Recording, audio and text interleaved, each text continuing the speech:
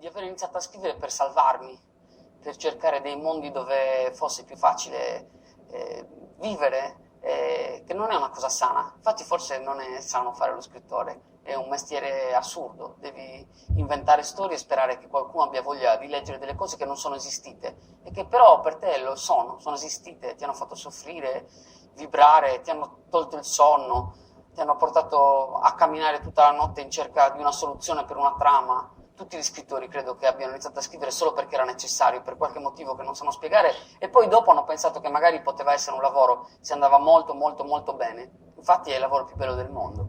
Un giorno, direi 9 anni fa, sono entrato in una libreria e c'era un giovane laureato che adesso lavora come giornalista culturale in un importante giornale, ma in quel momento era solo un giovane laureato e ho detto io sto scrivendo un romanzo, ma non era vero, non avevo mai scritto niente. E lui mi ha detto un romanzo no, ma se scrivi un racconto e me lo porti magari cerco di fartelo pubblicare in una rivista, se mi piace. L'ho scritto in un paio d'ore perché erano forse tutte le storie che avevo sempre sentito sin da bambino a Uta, il mio paese, le storie di gente che aveva anche sofferto, aveva lavorato magari in fabbrica o nei bar come baristi, che aveva giocato a carte, sfidato stranieri al poker. Insomma, ho scritto quello che poi è diventato il primo capitolo dei Diavoli in Uraio, l'ho fatto leggere ad altre persone, insomma mi sembrava che funzionasse e l'ho mandato al premio Calvino e ho vinto il premio Calvino, che è stata una delle cose più belle che mi è mai capitata. Il premio Calvino è un premio per non pubblicati.